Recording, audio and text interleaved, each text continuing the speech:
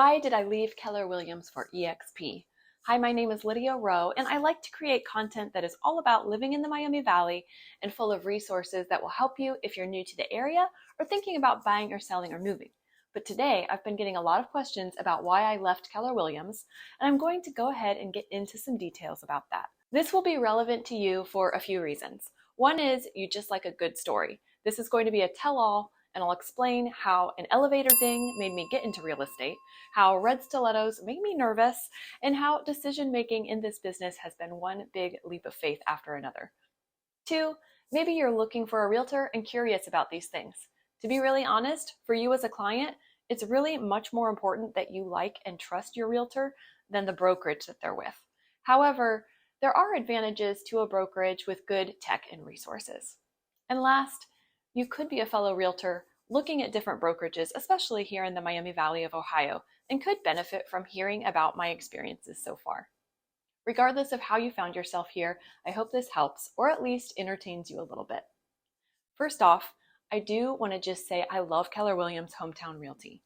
I had an extremely positive experience there. I found the agents to be incredibly helpful as I started my real estate journey. So right off the bat, before I get into anything negative, I want to just say thank you, thank you, thank you. It's a solid brokerage full of integrity and professional experts in realty. Okay, so you may be wondering then, why did I leave if I think it's so great? Well, that's what I'm going to get into next. So let me give you a little bit of backstory first. When I first got my license, I didn't know what brokerage I wanted to be a part of, but I needed a broker to sponsor me to sit for my license. In Ohio, you can't take the test to become a real estate agent unless a broker sponsors you. I had already passed all of the classes and all the info was fresh on my mind, and I just wanted to take that exam. So one of my friends who had her own brokerage, pretty much just a one agent thing, graciously sponsored me for my exam and held my license as I researched and interviewed with other brokerages. Rewind even more, and the only reason I even got my license was I woke up this one morning with a loud ding, like an elevator ding, in my ear, and one very clear thought: get your realtor license. And I really felt like God had put this thought on my heart. It hadn't always been on my radar. I have always been interested in real estate, and I'm great at research and starting new things and innovation, and I love new challenges. So I took a step of faith with really no more direction than just get your license, thinking that I'd have more instruction by the time I got through the classes. I originally landed with the Gene Group at Century 21. It's another incredible brokerage, fantastic people, smart, brilliant, really. I was attracted to their chic marketing, their signs, their business cards. They looked super pro. They had this well-oiled machine that I could just walk into, and I liked the idea of not having to figure out everything on my own and just following this plan that they had refined, go through the training at my own pace, etc. I was there for a week when I realized that it was not going to be a good fit for me. So I wanted someone to tell me what to do. But personality-wise, that's not a good long-term solution for me. I'm a 1 on the Enneagram, if any of you know what that is. I'm also a high C and D on the DISC test. Basically, I'm a reformer. I thrive on asking questions, poking holes in systems, and making them more effective and efficient and innovative. One of my core beliefs is, it can always get better, right? So I just realized very quickly that I need to be somewhere that I have more flexibility in how I run my business, that I'm not going to be satisfied with just doing it someone else's way without trying some other things first, and that I need to be somewhere that I can ask a ton of questions, but also be heard and help things improve and get better. I just realized that this was not going to be the best fit for me starting out. Side note here, as I was praying and discerning what brokerage to connect with, I felt prompted to call a friend who I hadn't talked to in a while and ask if she's interested in real estate or has any recommendations. I thought at first maybe that she'd want to do interior decorating because she's great at that. We could do business together or something, but there was definitely no interest in doing that. But she did have one name to give me, and that name was Sheena Ellison. And I had known Sheena from church a few years ago in some fitness classes, but I didn't know that she was in real estate because she wasn't at real estate at the time. So I gave her a call, and she was at Keller Williams Hometown Realty and had done like $8 million in sales her first year. Ridiculous. And she was super helpful and only had good things to say about Keller Williams. So she was one of the reasons that turned my eye to that brokerage. Tuck that little tidbit away, and I'll pull that back in a minute. Keller Williams hometown. It also has an office in Vandalia that's only 5 minutes from my house, which is in Tipp City, and another office in Troy, right by where my kids go to school in Troy Christian. So that was a huge plus. I loved their company values. They have signs that say God, family, business, their commitment to integrity and win-win solutions, and just an overall great environment. Now, I had looked into eXp initially, but had ruled it out for two reasons. First, it was an all-cloud brokerage. On the one hand, I loved that because most of my business I run from home anyway. But on the other hand, I knew that as an introvert, I needed to push myself to be around people more and to help me grow and to learn a whole new business. The other reason I ruled eXp out initially was because I went to my first mandatory new agent training at the Dayton Board of Realtors. I was in a class full of newly licensed realtors, and we all had to say what brokerage we were with as an introduction. And you could almost cut the anxiety in the room with a knife. It felt so cutthroat. I remember walking in and seeing this cute, very put together girl in a business suit and red stilettos and just wondering, what have I done? What kind of industry did I just walk into? I can get all fancy and dressed up, and I like looking businessy sometimes, but I'm generally more of a sweatshirt, jeans girl, and just that whole feeling of the room that day was just very difficult for me. I'm not a nervous person, but I was feeling such anxiety just because it was in the room. I felt intimidated, even though I don't feel intimidated very often, but it wasn't my emotions. It was just that feeling in the room. It seemed almost like everyone was trying to one-up each other. That was my first exposure to that side of the industry, because at the brokerages that I had spent time interviewing at, I didn't feel that at all. Anyway, what does this have to do with anything? There were a few eXp agents in the room, and one in particular just really rubbed me the wrong way. Seemed pushy and loud and felt like she was trying to recruit people to eXp, even there in that room, kind of braggy about how it was the fastest growing brokerage and all this stuff. And anyway, it was just a real turnoff for me. And I ruled them out, even though there was a lot I really liked about their systems.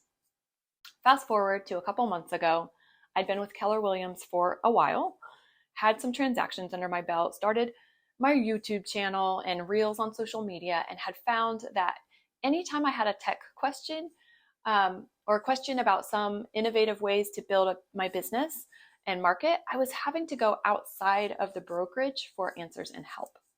Keller Williams has systems in place that are tried and true, and if you follow the systems, I 100% believe you will succeed. But those systems did not at all mesh with my personality and my strengths.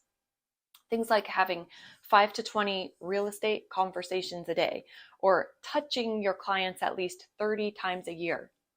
30 times a year. Do you know how annoyed I would be if a realtor was trying to touch me that many times? And a touch just means a text, call, email, postcard, mailers. I know that it works. I know it does, but I just am not going to do that. See, here's how the business works. Most people only have room for 1 or 2 realtors in their heads. Unless you're in the industry, the average person is really only going to be able to name 1 or 2 realtors if you ask them to. So the idea when you're building a business is staying on top of mind so that when that person wants to buy or sell, they think of you. There's a statistic that out of 100 contacts you have, 6 of those will want to do business every year. If I have 100 people in my sphere who I'm their go-to for real estate, I should have about 6 transactions a year. If I had 200 people, then I'd have 12 transactions, et cetera, et cetera. So I'm a numbers girl, and I get all of that. I believe all of that. But the thought of calling the people in my phone, my friends, my family, setting up appointments for coffee, but with the alternative intention of making sure real estate comes up, I just can't. I just can't. That's just barfy to me. I know it works. For me, it seems manipulative and very surfacey in relationships. And if I had to do it, I could, but I really, really don't want to. I want coffee to just be coffee. If I call or text a friend, I want it to just be that, to connect and encourage, not because I want to stay top of mind for when they want to buy or sell a house. So anyway, when I came across the idea of a YouTube channel, kind of a slow build, where I can put myself out there, provide helpful, truthful, insightful information that will help my viewers make great choices, and then let them choose whether they want to contact me or not, whether they want to access the information that I have, whether they want to get on my mailing list. I gravitated toward that. That made a lot more sense to me for my business. But there are not many realtors who run their business that way, and I struggled to find coaches and mentors and resources to help me figure out what I'm doing. I finally hired a coach for $1,500 to teach me all about how to build a YouTube channel, keyword research, tags, SEO, and here we are. I started coming across resources, websites, marketing programs that I wanted to invest in that were outside of Keller Williams, and I found out that eXp has some of these resources included in their brokerage fees, things like KV Core. I'll talk about that in another video, why I love their website so much more than the one that I got with Keller Williams. Bottom line though is I was looking for tools to help me be innovative, and I had a lot of ideas for how a brokerage can help resource and empower their agents who want to market in alternative ways, and I wasn't finding that at Keller Williams. Fast forward to now, and remember back when I was originally looking at brokerages and felt prompted to call that friend who in turn referred me to Sheena Ellison. I noticed about a month ago that Sheena and her team had moved from Keller Williams to eXp, so I called her, and I found out that she and a few other folks were opening up an actual bricks and mortar eXp office in Vandalia. And they are extremely open to my ideas, to possibly resourcing agents differently. The idea of being able to be on the ground floor of something new is very exciting to me. Of course, being able to help build and grow a business that has similar goals and was open to new ideas, that's attractive. And I just kept feeling pressed again to take that leap of faith, not really understanding all the whys or hows, and just jump in. So I'm excited about this move. I love that I'm going to be able to better resource my clients with helpful tools in their home searches. I'm going to miss the closer, more convenient offices and a lot of the folks at Keller Williams, but this just felt like the right move for my business right now.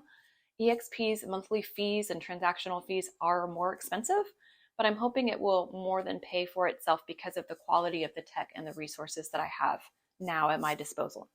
This is all still very new, so I don't have all the details of what eXp One Vision Realty will offer. That's the name of the office here in Vandalia, eXp One Vision Realty.